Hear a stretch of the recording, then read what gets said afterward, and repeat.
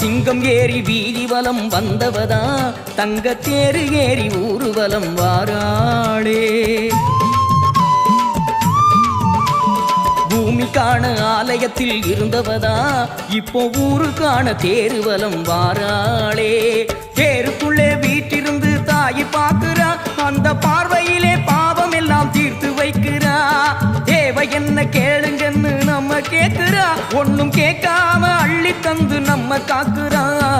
ஆடி மாசம் தேரோடும் திருநாடு